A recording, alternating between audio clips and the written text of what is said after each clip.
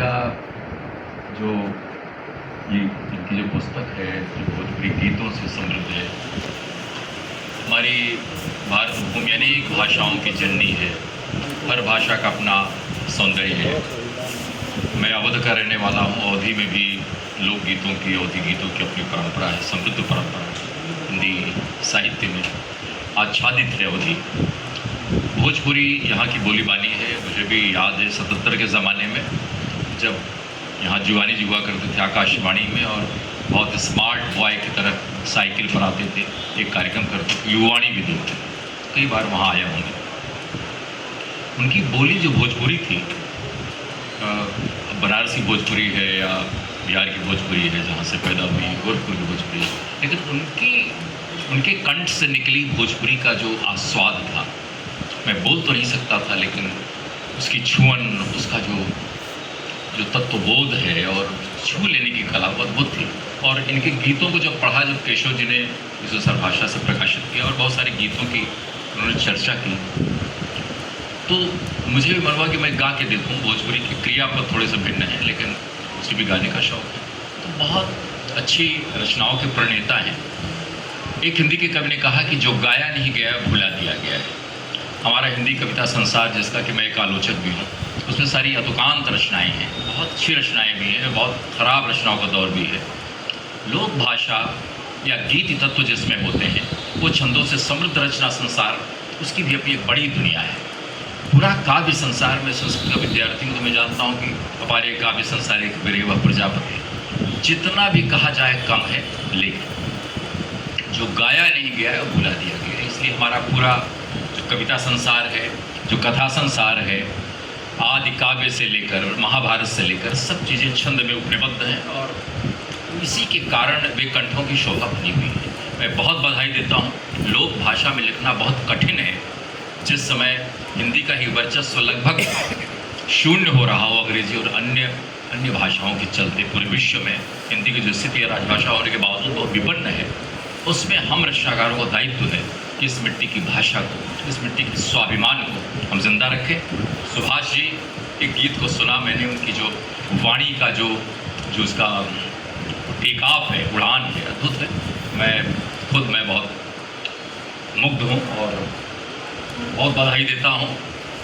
आचार्य द्विवेदी जी ने भी बहुत अच्छी बातें कही और मुकेश जी ने बहुत अच्छी बातें कही, और रामदेव शुक्ल जी की भूमिका तो अद्भुत है। वो पूरा आख्यान है, उसको पढ़कर भोजपुरी के काव्य चिंतन को अच्छी तरह समझा जा सकता है। कविता एक दार्शनिक पृष्ठभूमि से जन्म लेती है, उससे उसका नाता जुड़ता है, लोक की बातें करती, भौतिकता की बातें करती, तो अंततः उसका जो समाहार है, उसकी जो निष्पत्ति है, उसकी जो समाहिति है, वो दर्शन में होती है। और मुझे लगता है कि इन गीतों में, इन कविताओं में एक ऐसा दर्शन है जो जीवन को विपन्नताओं के बावजूद संपृक्त और समृद्ध करता है।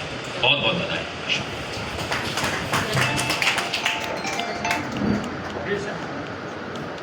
हाँ, ये कवि सम्मेलन भी है, तो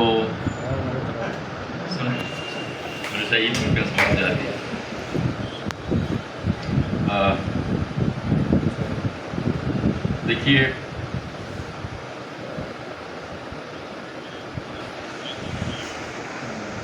कुछ गज़लों के कुछ शेर और बस। कि जलने का दुख बस दिया जानता है, कोई कब सिया का हिया जानता है। कि जलने का दुख बस दिया जानता है, कोई कब सिया का हिया जानता है। कभी ठीक से वो तो कह भी न पाई, वो जीवन था कैसा जिया जानता है। वो जीवन था कैसा जिया जानता है। अयोध्या की दुल्हन मगर भाग्य कैसा, इसे उसका केवल पिया जानता है, इसे उसका केवल पिया जानता है। और शेर है कि सरयू के जल में है सीता के आंसू, इसे गांव का डाकिया जानता है, इसे गांव का डाकिया जानता है।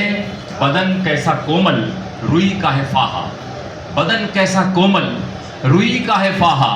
यह एहसास बस तौलिया जानता है, यह एहसास बस तौलिया जानता है। कहाँ गांव से लड़कियां भाग जाती, इसे गांव का भेड़िया जानता है।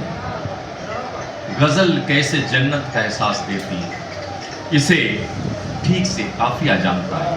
कि जलने का दुख बस दिया जानता है, कोई कब सिया का यह जानता है। कुछ शेर और है कि जो गजल गोई हो तो अच्छा है, जो गजल गोई हो तो अच्छा है, रूबरू कोई हो तो अच्छा है। जो गजल गोई हो तो अच्छा है, रूबरू कोई हो तो अच्छा है। खेत खाली नहीं अच्छे लगते, खेत खाली नहीं अच्छे लगते, गर फसल बोई हो तो अच्छा है, गर फसल बोई हो तो अच्छा है। शेर देखें कि कैसे कबीरा सुनाएगा साखी, कैसे कबीरा सुनाएगा साखी। पास में लोई हो तो अच्छा है, पास में लोई हो तो अच्छा है। मत करो शोर जाग जाएगी, मत करो शोर जाग जाएगी। वेदना सोई हो तो अच्छा है, वेदना सोई हो तो अच्छा है। और दरमिया कोई भी संशय न रहे, जो साफ गोई हो तो अच्छा है। एक गजल और सुनाता हूं कि वो कैसी अजब दास्तां लिख रहा है, वो कैसी अजब दास्तां लिख रहा है।